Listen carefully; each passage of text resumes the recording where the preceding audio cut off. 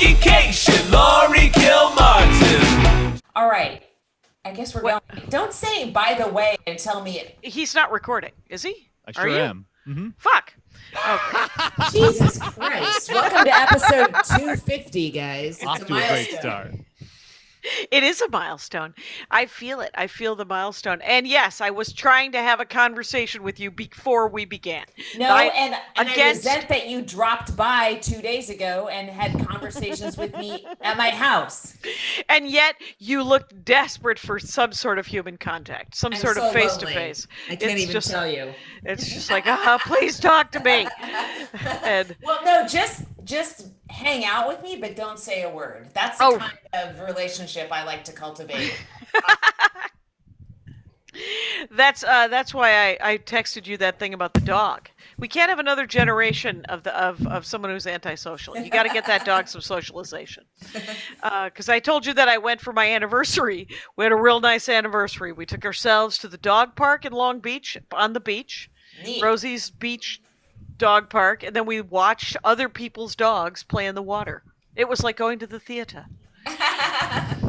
And you guys, there's a lot. By the way, you guys made me close my window, so now I'm suffocating because you didn't like the sound of crickets. Yeah. Made by God, and we're listening to your audio feedback of you breathing into your mic all the time.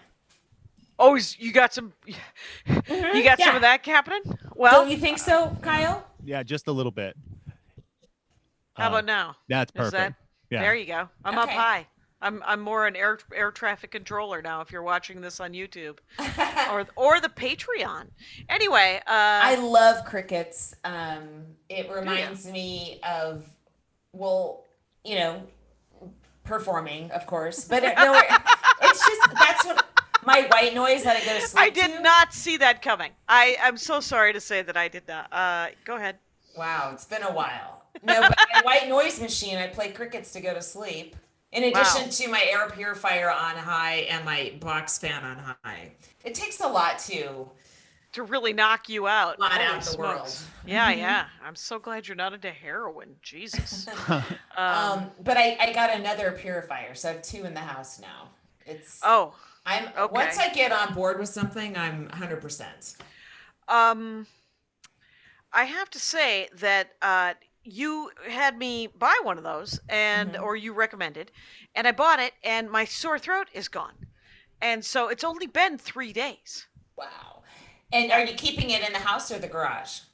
I bought it. I tried to get a new one. I tried to buy a bigger one for the house, and then take the small one, because the small one is just for 100 square feet, and so it's in the bedroom. Yeah. And that's what this tiny room is, 144 square feet, which is gross. And then, why is it gross? I don't understand. Because 144 is gross. It's one of those things from measurement. Math pun. It's a math pun. It's a math joke. I hang around with a lot of nerds, and oh my God, math hilarity never stops. Math hilarity never stops. I want my crickets. If you one more math pun and I'm opening the window wide open. You can. I just got crickets from you. So there are plenty of crickets here. And so I know that it's not the kind of comedy that Bill Burr is really slaying the world with, a math pun. Were you on Twitter today? I was on Twitter. I didn't see it. Last night I kind of wanted to. And then I saw a lot of hot takes. Hot takes. Hot takes. And then I was like, I guess I don't care. Because here's the thing about Bill Burr. He's hit and miss for me. He doesn't care. I mean, he's not listening. And he has millions of dollars, so it can't possibly matter. But he was very supportive, him and Al Madrigal having me on the All Things Comedy Network with the Dork Forest until I didn't sign that one contract. And then all of a sudden it turns out that kicked me out, and I didn't know. There was an advertising contract that I didn't sign. Oh, wow. I didn't know that I was quitting the network by not signing it. And I've only found out because I'm supposedly going to go with 800 Pound Gorillas Network. Yeah. And they wanted to be polite and talk to All Things Bill and Al and tell them that I was going to leave them and go with them, the others. And so they called, and they were like, oh, we kicked her out like a year ago. And I was like, what happened? I got to keep the art. I got to keep the new art that they made for the podcast. All right. Anyway, so Well, were you on Twitter? yeah, I was in and out. I liked the set was like, first of all, can you imagine going basically 8 months without performing? I mean, That's and then, why I chose not to watch it. then quite doing honestly. a set on Saturday Night Live. I mean, Yes. he's been doing outdoor shows in LA and stuff like that, but it's barely keeping the instrument tuned. Yeah, So yeah, he's not that- even doing Zoom shows. He's not even doing Yeah, he's so not doing he's like just us. doing So I can't imagine that level of terror. Right, shouting at people in cars once Yes. every 3 or 4 weeks. Right. Versus I know. It's not, Saturday it's not. Night Live. Yeah. So it's even hard to work out the material and stuff like that. And I mean, he's the same with me. Like some stuff of his I love, and then others I'm like, no, that's not true in the setup so much that I can't. It's hard to go all the way through to the punchline because I'm like, you left out 90% of that story. I know. Right. I know what you're saying. So, Right. but I want more details. I did have there was one hot take because I did not know that his wife is black. Yeah. And then someone said his wife is black. Do you think that his wife wrote that chunk about white women? And I was like, is she a comic? Do you know? No, she's not. Nia, she used to book the talent on Tough Crowd, so I think that's where they met. Oh, so she's comedy adjacent for 1,000 very much generations. so. Yeah. Okay. Yeah, and they've been together since I don't know, since Tough Crowd, maybe so 05 or something, a long time. Wow, long time. No, she knows comedy really, really well. She has a show with Marcella Arguello on all things comedy, where like a kind of a talk show type of thing.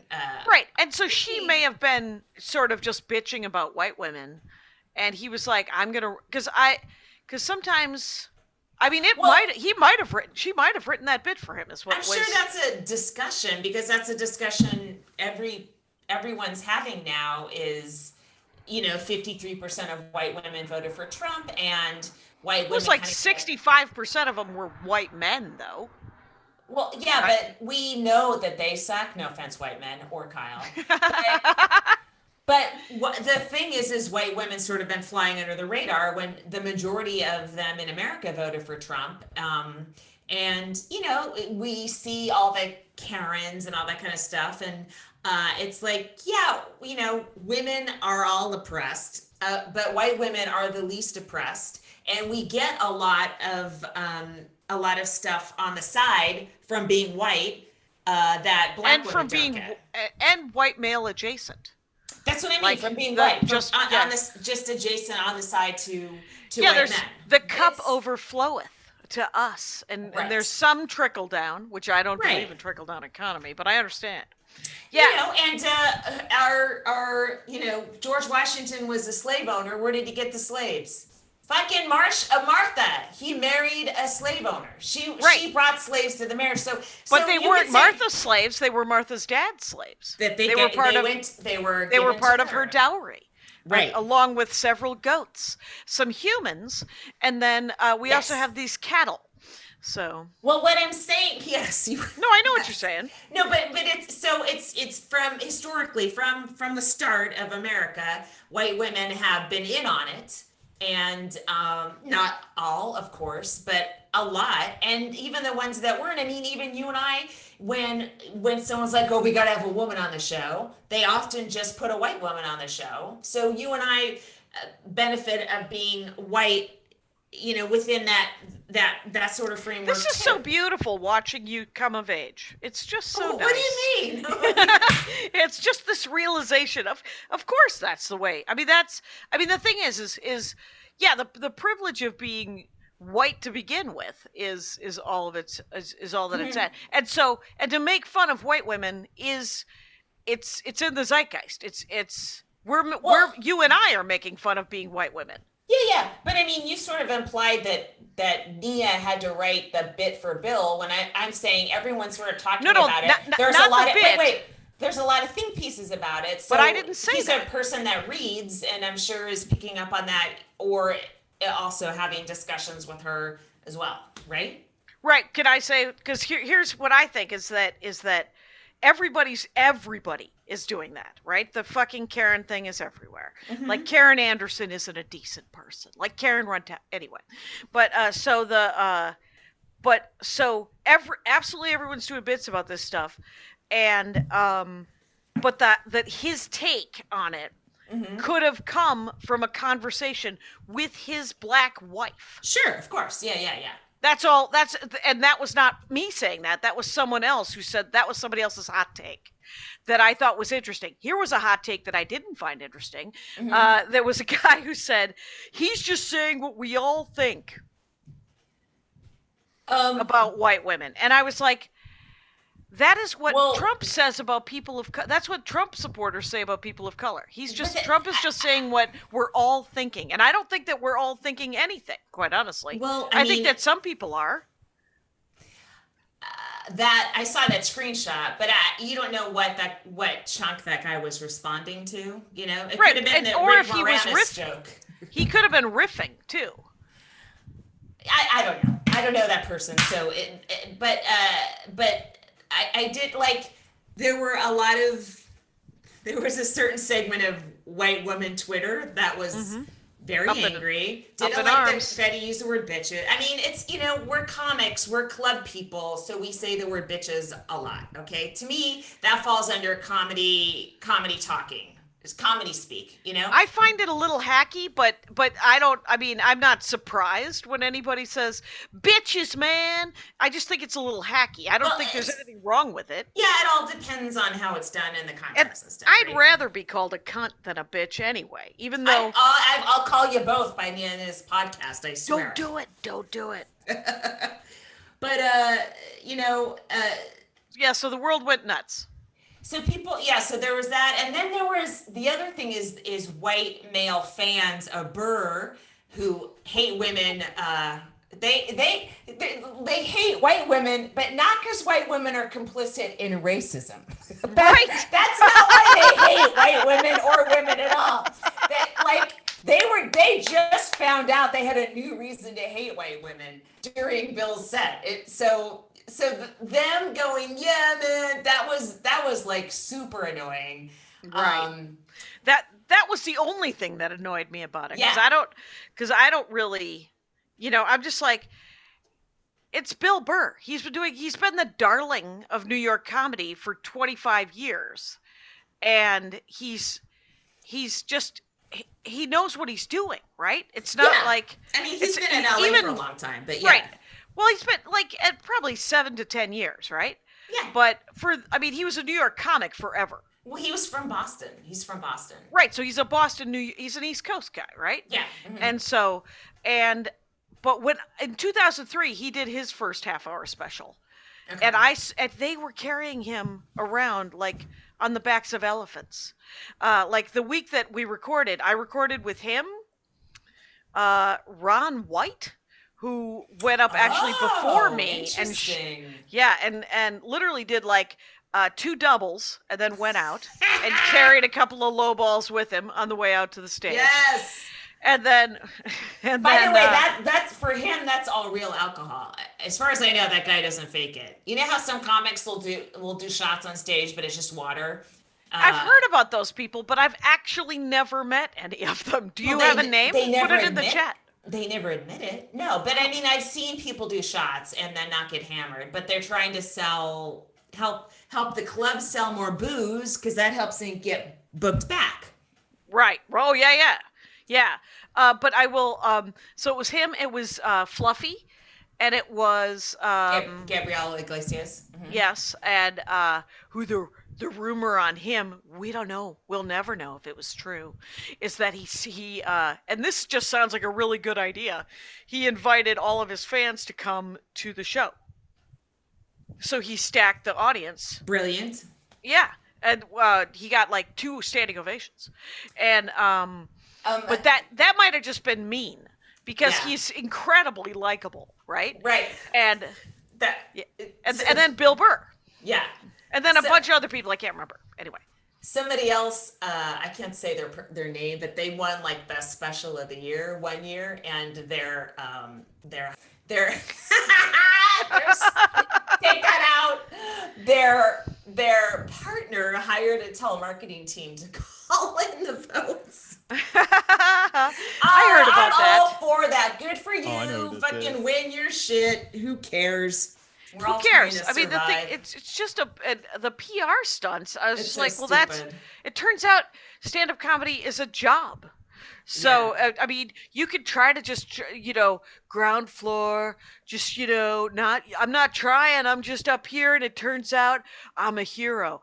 Mitch Hedberg worked 45 weeks a year. So, you can, there's no, Not the model that you want to follow though at this point. well, not at the end, not Ron White either. So, I'm that saying guy. that much work isn't good for you. Is my new opinion, having had no work. Oh, interesting. All right. Well, I mean, for a long time, for a multi-years, I mean, you work more than almost anyone I know, right? You're always on the road. We were doing 2 and 3 podcasts at a time sometimes to accommodate, work around road schedules. So, it's a hard life. And I think a lot of comics die prematurely because of it. I would say Tim Wilson probably would still be living had he not been such a road dog, Ralphie May, Yes. There's a lot of, and it's weird because, like, you don't hear about the women who die, but there's, it's some of them tend to quit because they're sane, and then, but I swear to God, I'm 8 months home here, and I was just looking because Amy Miller was telling me that there's a new club upstate, not called that anyway, but there's a new club up in Northern California. Yes, in Northern California, which is actually Central California, Alameda. And it's not, that's in the East Bay. It's not right. Central California. But there's another 6 hours of driving. Like, it's 6 hours from here, but then there's another 6 to 8 hours. So that's like the literal middle of California. We can agree to disagree. It's right across the bay from San Francisco. Yeah, and it's partially owned by Eddie Brill. Did you hear that? Oh, really? Mm-hmm. Interesting. I'll probably never work it, but but maybe not, because he's not booking it, but he probably has some say. And sure. And it pays real light right now, as you can imagine. I can't imagine any club paying heavy right now. There's that. Where are they getting the money? Right, unless for some reason you had just buckets of cash just buried underneath something. And but I'm looking forward to it's outside. There's 40 people. She's going to do it next month, I think, or the month after. Oh, that's great. I mean, I had a great time last weekend in Sacramento. I mean, in Santa Cruz. Right, doing those outdoor shows. Yeah. Did you get your own mic? I think so. It was definitely, that we didn't use the mic of the person in front of us. It might have been rotating, but then they were doused with Clorox wipes. Okay, yeah, I might just bring Clorox wipes. Mm-hmm. I'm also going to talk to Lewis about maybe putting up plexiglass and then just having everybody just have your own mic. It'll be fine. Mm-hmm. So, but I've got somebody else asked me to do a couple of outdoor shows here. I think I got asked to do the same one you're doing in November. Yeah, and oh really? Let's not carpool. Unless we want to be in each other's we record it. We could be any. It's not like we're not super cutating. We're quarantining hardcore, you and I. So I'm doing hot tub tonight. Hey, cool. We should talk about how great that show was at Flappers. Our show? Yeah. Our show. Mm-hmm. That was outstanding. You had a killer set. Thank you. So did you. And we had fun acts, and we get a really good crowd of people that are good laughers, and they don't go on conference calls during the show, and you in the audience will not be annoyed at the audience. Like, you can all, not only do people like that annoy us comics, but they annoy the other audience members. So we tend to get people that know not to do that, and so it's an enjoyable time. I haven't even had to make an announcement the last 2 or 3 Sundays for my Sunday show, my Sunday Comedy Services show. Mm-hmm. And like today, there were 37 people. And It's not bad.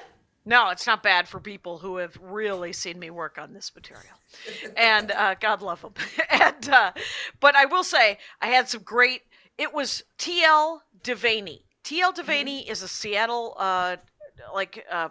Pacific Northwest comic. Yeah. Do you know him? Uh, Transgender. You might have met him. Who knows? At last, yes. Yeah, and I think so. Yeah. he was so funny. He was so good. And then Julia Austin, who was one of the top 10 comics of to watch on something, so she was hilarious. And then Winter Spears. So they both did. I had not seen either of them in ages or ever or whatever. I just couldn't remember. So I was like 5 to 7, and so they did 5 to 7s. Freaking hilarious. And then Winter got up and she was great for 10. And then Rontowski did 10. And Rontowski's 10 because Karen Rontowski's doing a new album next month as well. Where? I don't know. I forget. She told me, but is it in front of a live audience? Yes, and it's going to be all paranormal stuff. Oh, good. I'm glad she's finally doing that. I know. It's been years since her last album is great. And and I haven't seen her perform in so long, and it was super one-liner heavy. It was great. It was really, great. really good. Do you think people are more, because everyone's got time, are getting more into paranormal studies or something? I did First my of all, joke. everyone's got time and all their relatives are dying. You might as well start to believe in ghosts. I have to say that I'm doing a joke right now that mentions Karen Rontowski and Jen Kirkman, and by name. And so I did the joke today because everybody deserves rebuttal time, and so I wanted to make sure she didn't hate it, and she didn't hate it. She thought it was great, and plus, if it's on my album, much like oh shit, I haven't worked on that the braces guy, Andre. What the? Oh my God, I've forgotten the guy. You know the joke I do about braces, about the guy who had braces on the on your trip, yeah. Yeah, I've spaced his name. It better be written in my notebook. You'll find it. I'll find it. Look at It'll some be old fine. tapes. Yeah, I got old tapes too. So, oh, by the way, I was cleaning out another closet because I'm like, Goodwill is open. They're taking stuff again. But I found this, I found a stack of like 14 challenge coins from doing and this is the Scott Kennedy one. May he rest in peace. May he rest in. Speaking of guys, he died too soon. Yes, he took a lot of comics overseas to military bases. Yeah, and so this is this feels like the challenge coins. They give you the challenge coins at most of the bases. Yeah, and you've sort of earned them in the world of challenge coins, but this one I feel like I truly earned, right? Just going to Iraq with Scott, and it's a nice memory of Scott too. So I got a couple, but I don't know if I feel like the generals were all involved in torture. The people that gave me stuff, like they're all discredited. It's I got them mostly from majors and colonels, so I'm hoping that we can blame it up the chain of command. Sure. But I don't know what to do with them. It's not like you throw them away. I'm not going to throw away. I mean, I know. I could give them to Goodwill, I suppose. That'd be. Somebody would want it. Some people enjoy that kind of stuff, but yeah, there's a lot of like war medals and things where Yeah, I did get a hat. You can't keep it in the family. People just have lives. I got a challenge coin and a hat from sort of from the 1st Cavalry, which is the tank division, from a general. And my friend Robin, who's married to Adam Grotman, stand-up comic. Oh, okay, yeah. Her dad was in the 1st Cavalry in World War II. Wow. Yeah, she was a late baby. And but I gave her the hat and the coin to give to him, and he was psychety-psyched. So I would like that kind of regifting kind of situation for the challenge coins and stuff. When I was on the road, like early 90s, I started going into like antique stores, like in Oregon and Montana and stuff, and I see all these old photographs, and I literally thought they were the only old photographs on Earth. I was like, oh my God, these are priceless, and I just bought a ton of people's memories because and now like there's this, I have a book, I've been trying to get rid of it sporadically every couple of years. It's this guy's book of Vietnam pictures. And I'm like, I know there's got to be family that would be dying to have this stuff, like a book he made in Vietnam of all his pictures and buddies and all that kind of stuff. And Oh it's my like God, some someone of has these to guys know. have to be dead and their children are in their 50s and want to see what their dad looked like at war. But I don't know how to get this to anybody. You have to know someone who knows Ken Burns, because Ken Burns will have like a Vietnam veteran kind of place where they could probably figure out whose family it Oh was. yeah. Oh, 'Cause really? I don't know if you know this, but you're in show business, and you know people who know people. I'm on hiatus. I don't know. I'm not in any business. I can barely do anything. I don't know. I'm just like, I have like rocks in my body. I can't move, and Fair enough. I'm watching TV Sorry. during the day. I never watch TV during the day. And now it's nonstop. Right. Better Call Saul. Oh my God. I mean, it's really good, but I'm like, when will I ever be creative again? Like separately from my job and separately from like 5 minutes before a Zoom show starts. Right. Like, Oh my God. But it's weird. Like everyone, it's write a spec, do all this on your off time, and I'm like, a spec for what? Like Jurassic Park World, whatever, just got shut down because like how are things going to be shot in the next 3 years? I Right. don't understand. Yeah, I don't know. Yeah. Sometimes you just have to write it. I mean, this is not. You're gonna be furious. I'm gonna say this out loud. Sometimes you got to write it for you, but that's true though. I mean, you have to find something you want to do, and sometimes you can't. There's just this weird fucking plateau where you're like, I don't wanna. I'm sick of banging my head against this door. I don't care if it's the right door. Yeah, like what am I gonna do? Write a book about having a dead parent, or write a parenting book? Like, I've done that. So, and then Right. I've written specs, and they've gone nowhere. And part of me's like, when the town is in full production, they go nowhere. And now I'm supposed to start another one when no one's Right. doing anything. Right. What about I want you to. What do I want you to do? I wanted you to do something. No. You don't have to solve this one. I Don't just solve want to this be. one. Oh, just bitch about it. Yeah. I just want to do. I just liked my life the way it was, where I had the job during the day, and I did stand up at night on the weekends. I loved that combo, that exhausting combo. And I have to say that if you go back and listen 100 episodes ago, you didn't love it. So that is not true. Someone get me Jed, if you could get a clip going. That'd be great. This Saturday I have two don't shows. stand by anything I said before the pandemic. Yeah, I don't know. Yes. I have I did a show on Saturday, and I also recorded a voiceover thing. That's what I did was I made that vision board.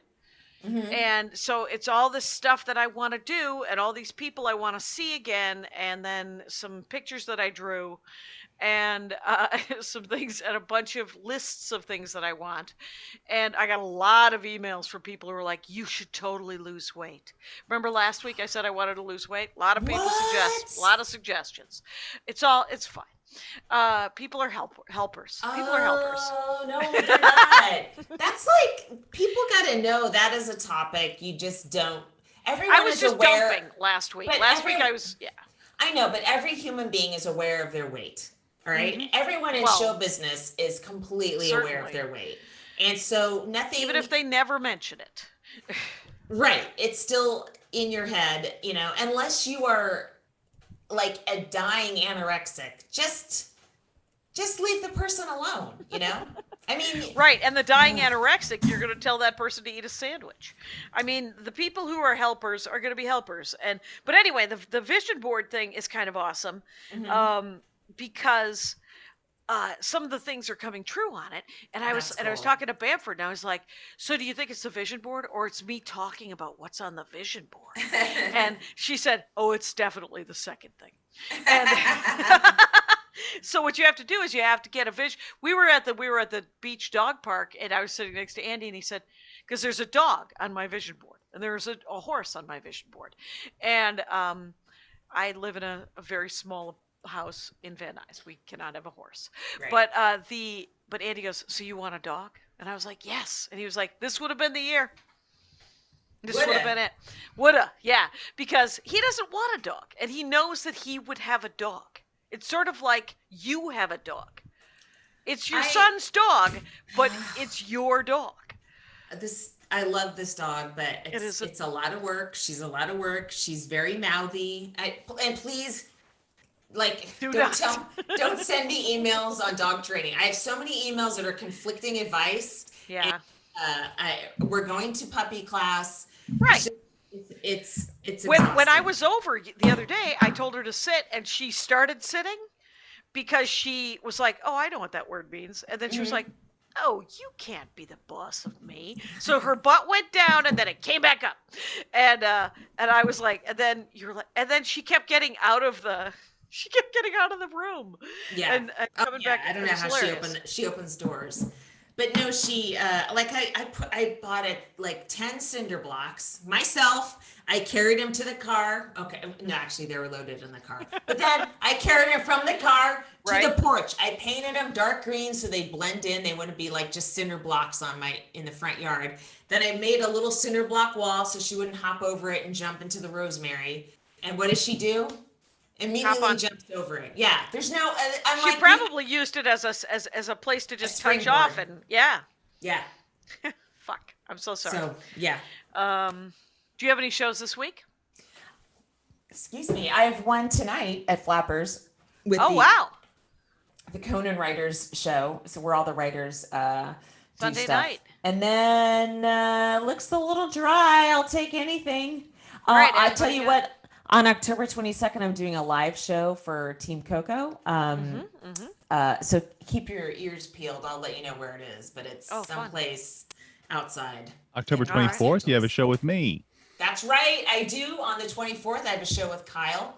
Oh, is it a Zoom show or an outdoor show as well? Oh, zooming it up. No one's asking me to go to outside shows. Get out of here. Oh, there you go. There you go. I'm doing an outside show on Saturday.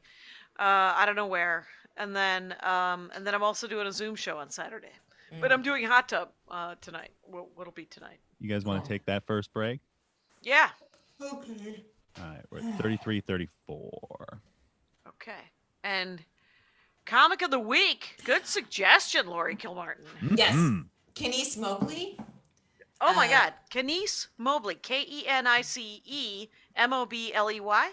Yeah, and that's her Twitter as well. It is indeed. And yeah, very funny. I think she lives in Brooklyn. Yeah, that was really fun that we saw online. And it was about her mom. It was about sex. It was about her body. It was about Brooklyn. It was about dating. It was about it had so many topics in like a 13-minute set. It was so great. Yeah, she's very funny. And it kept going. Yeah. Smart, and she's also a correspondent on Vice now, Vice News. There you go.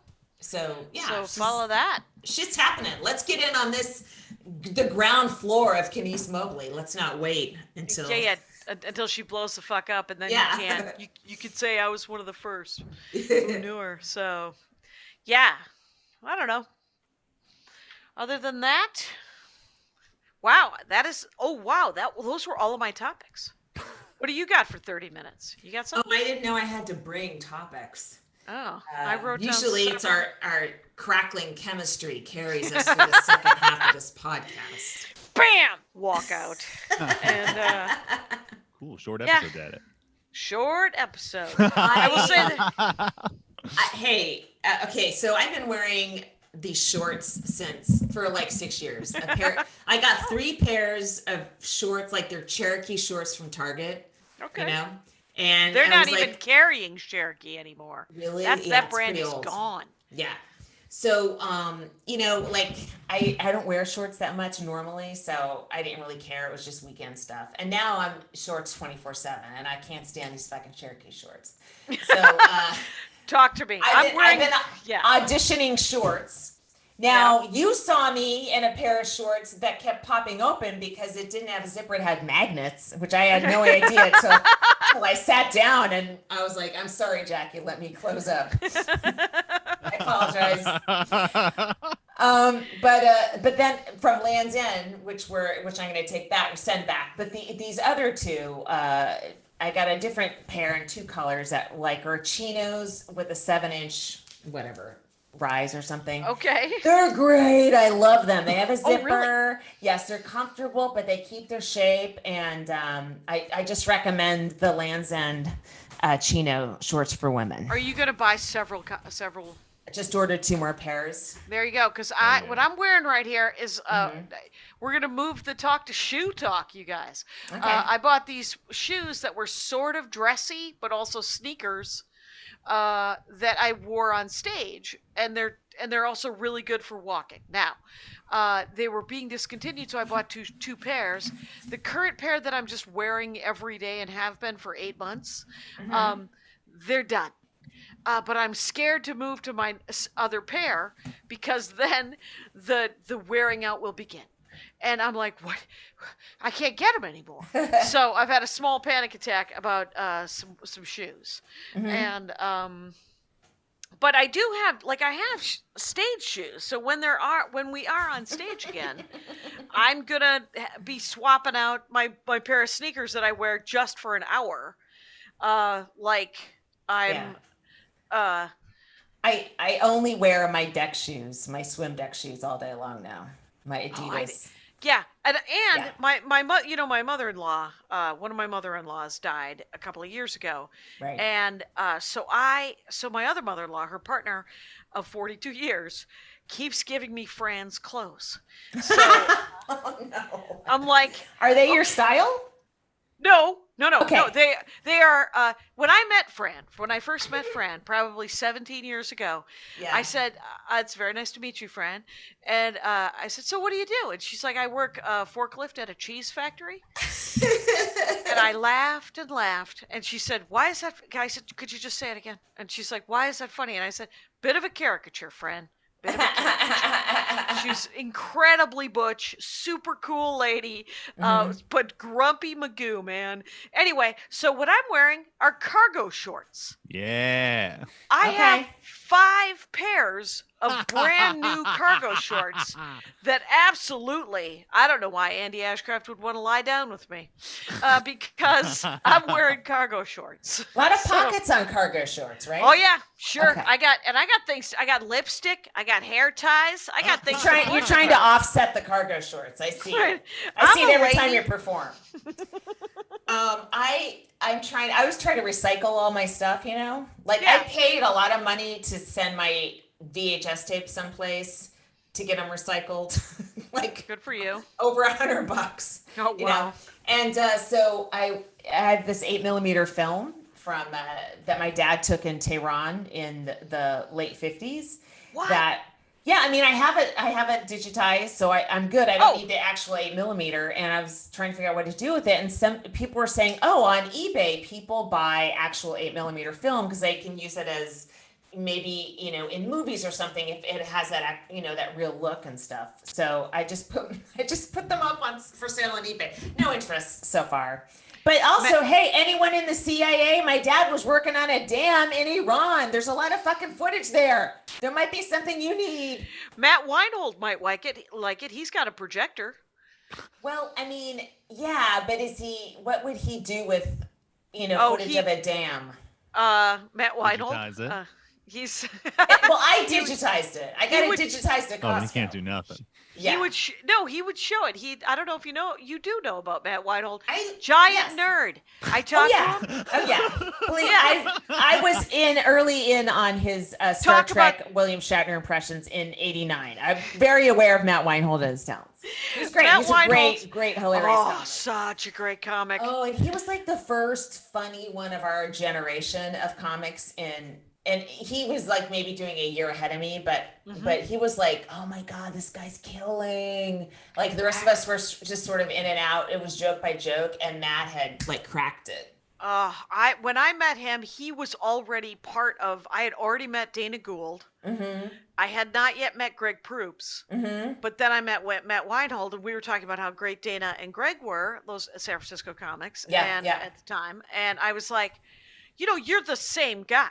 You're that same level for me. And he was like, Why, thank you. But it's just where it's that thing where you're like, don't be ridiculous. And you're like, no, I'm a peer. And it was one of those realizations that I think it was kind of nice. He has a I think Dana Gould's thing is called Funhouse. Yeah. And Matt Weinholz and he has His a podcast called. His podcast is Monster Party, but he has one album out, and that album is a damn delight. Matt Weinhold. Did you know Johnny Steele? He would probably be another. Yeah. I haven't seen him in a while, but he kind of became a real estate magnate. He just his brother is named Steve Lopez, and he writes for the LA Times. I think his brother won a Pulitzer or something. His brother's a great writer. Yeah. And Johnny dropped the Lopez and went with Steele because he's from Pittsburgh. And even though Pittsburgh, California has nothing to do with Steele in Pittsburgh, Pennsylvania, but whatever. It's a great name. Johnny Steele is a great name. He fucking knew what he was doing. And, he's had a very successful career. I don't think he ever moved from the Bay Area, but if you can figure your shit out, why would you want to leave San Francisco if you can figure out how to afford it? Some comics I know, and he's one of them, Wilders to others, bought early on. They own a nice house in San Francisco now, and whatever. I don't know. Johnny might be more Emeryville, but let me tell you. Yes. I got you said Pulitzer. Did you know N.K. Jemisin is Kamau Bell's, speaking of San Francisco, is his cousin. Okay. And N.K. Jemisin she won the Hugo 3 years in a row for her Broken Earth trilogy, science fiction writer, okay? Wow.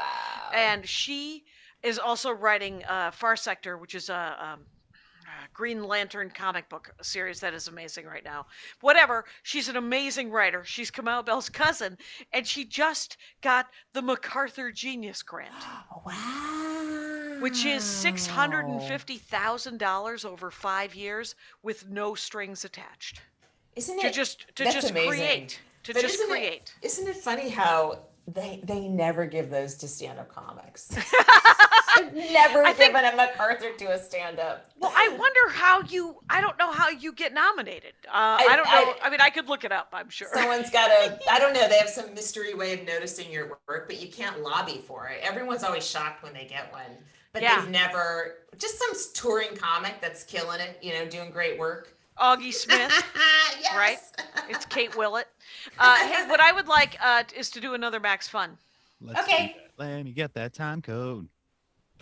Where are we at? We are at 4350. Okay. Oh. I thought we were at 45-ish. Yeah, we're doing all right. And I listed something else on eBay.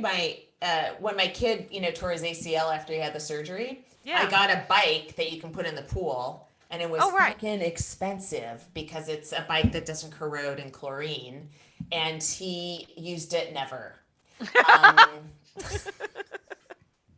I think he said I'd rather limp for the rest of my life. And why don't you put it in the pool and I'll come over and use it? Really? Yeah. That might be an exercise you're more than welcome I do. To. Yeah, you invited me to come over, and this week's supposed to be 100 degrees all week. Please do it. It's 26 pounds. It's really easy to put in and grab out. You do have to take it out, but it's I'll give it a shot. Tunes. No, here, allow me to write. It's a pool bike. I'm gonna put it on my hand, and then we'll maybe do it this week. That would be a thing, and plus I would get to see other. I could be in my mask and my suit, and I could.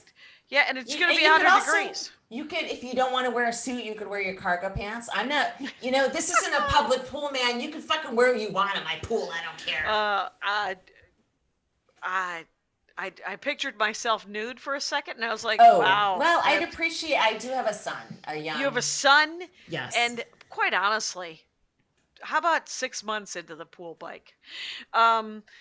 Anyway, in other news, I want to, oh, fuck.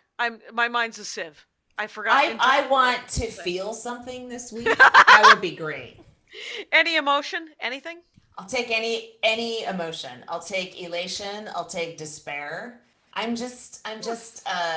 Like I just don't have an interest in anything. I have to tell you, I've been talking to some people that were comics and comic writers. I was talking to a writer, and she was like, "I couldn't be more sick of working on myself." Uh, and Oh, she's right. like, "I'm sick of working on myself, and I don't care." But I have to say, myself, I have been doing. I had a bad couple of weeks. Like last week was, I kind of came out of it a little Mm-hmm. bit, but for like 2 or 3 weeks, I was in a sort of a real plateau, and it sort of what jump started me today was uh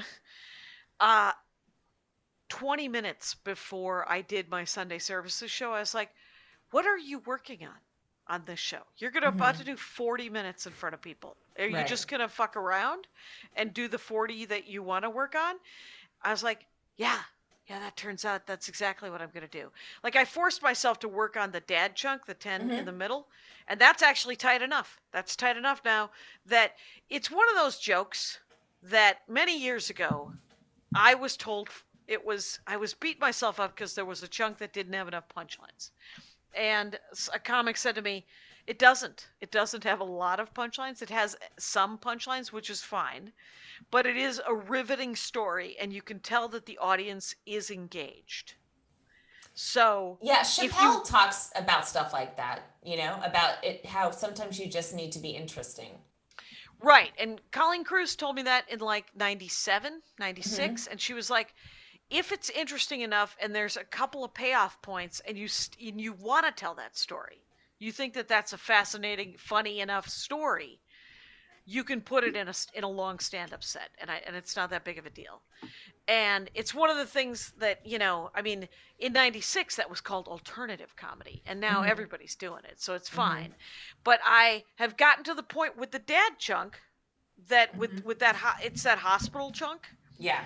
um it's tight enough. I think it's ready, and that's amazing, because I'll tell you something. A month ago, 5 weeks ago, I did not feel that. I felt like I didn't ever want to say it again, and it was too long, and it was Mm-hmm. it was super wordy.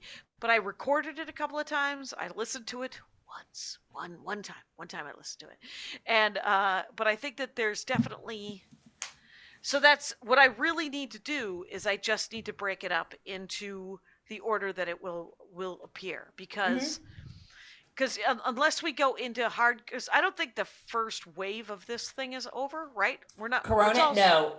We're From what still I've first read, wave, right? we're heading into a winter where people are staying indoors. They're not going to be going outside. They're going to be indoors more often, but still be congregating a little bit. And they're saying the It'll winter spike. could be worse than what we've already had. I swear to God, if we have 4 more years of this guy with 200,000 dead this year, it'll be 1 million people, 1 million Americans dead before this thing is over. Right. If it's 4 more years of this idiot. And And and it's just, I mean, just for stand-up comics, people are going to get used to not going out, and they're going to feel, the longer this goes on, the more uncomfortable they're going to feel around other people, right? Getting people back into comedy clubs after this, I mean, they did it after the Spanish flu, so maybe right, I'm it took a just couple of years. catastrophizing, but it just feels like it's going to be tough for a little while.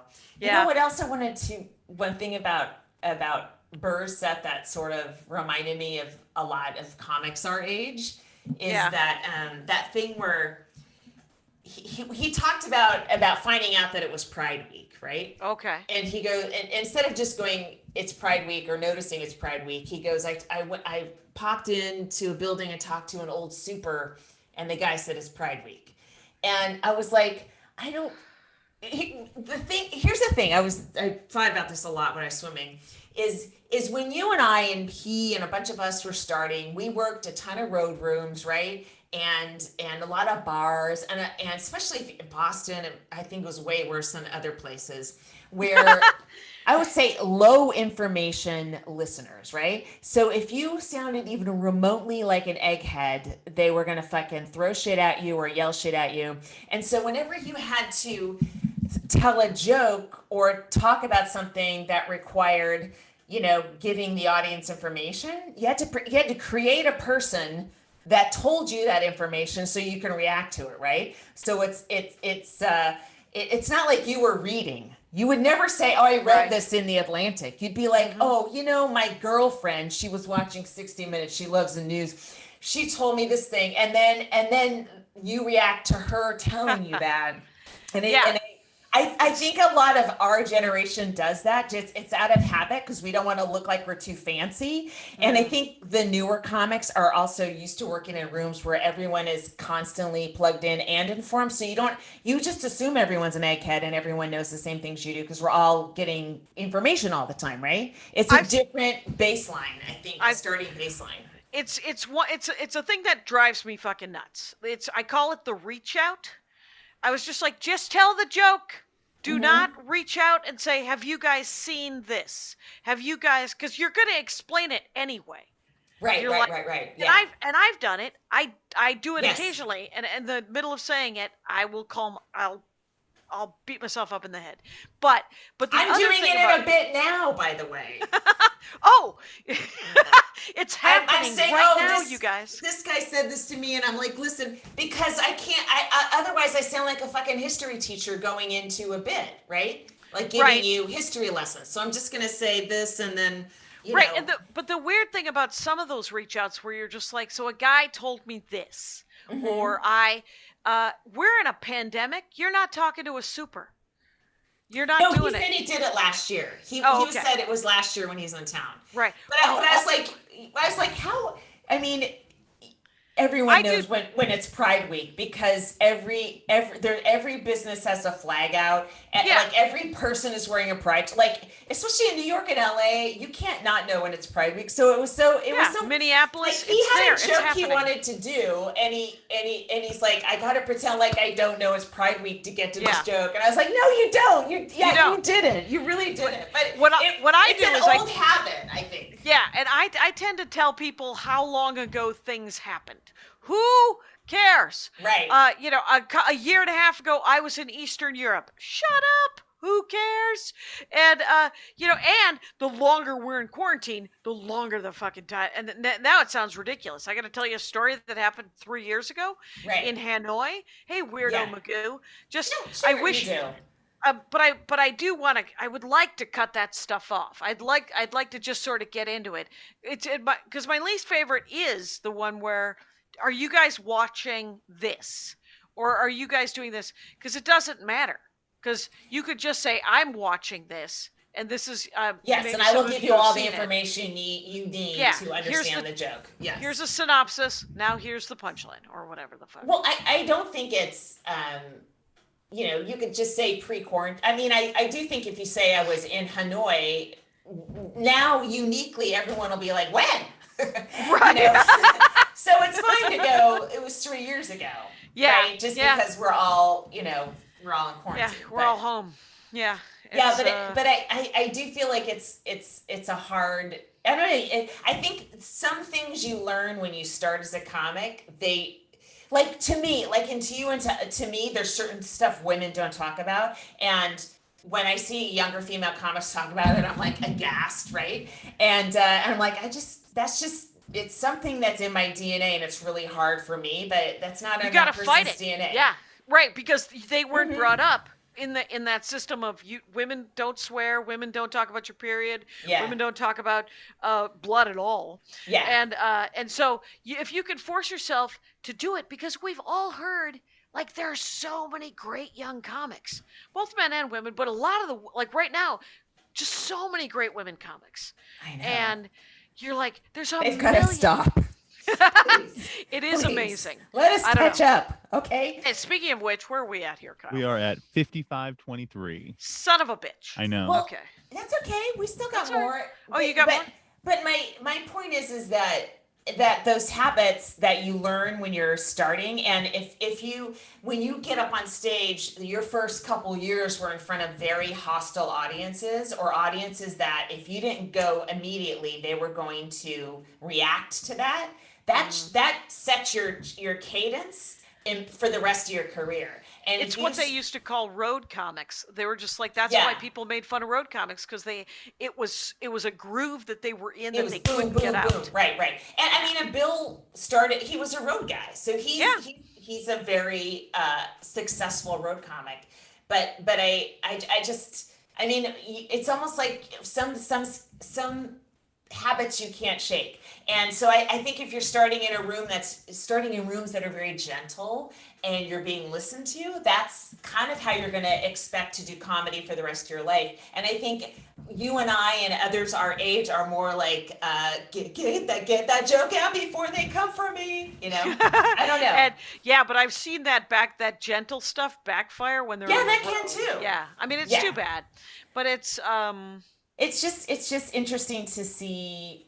It was interesting to see him do that. I was like, that's an old habit, my buddy. That's yeah, an old habit, my and friend. that I have, that I think a lot of us have. That a lot of comics have. You're just like, and it's also something, if you haven't been doing as much stand up, you go to it. You're like, oh, I gotta.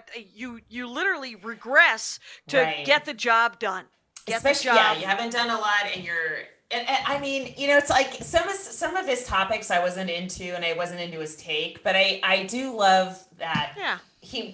There was a moment where something did not work at all, and he's like plowing ahead, and I was like, yes, that's what you do. I loved that.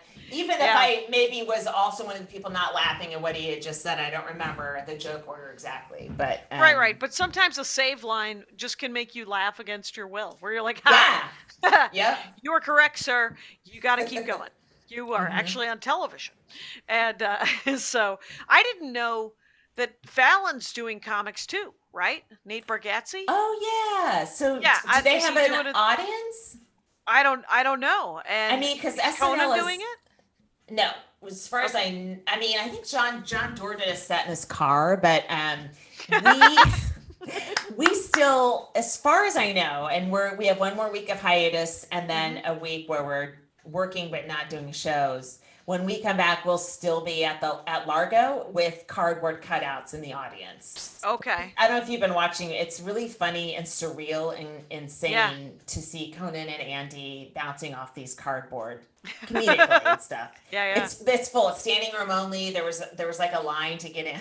Have they ever have they thought about any sort of ping pong where they just start kind of bouncing things? I would actually like to see them actually bounce things off of people in the audience. Each of the cardboard cutouts costs over $200. Holy shit. Yes, we're all shocked. Yes. Yeah. So please go on Team Coco and watch our show, because we did put a lot of money into those cutouts. Yeah. And see the magic. But I don't know, it's weird because we shoot on the same lot as Ellen, and Ellen is back in the studio.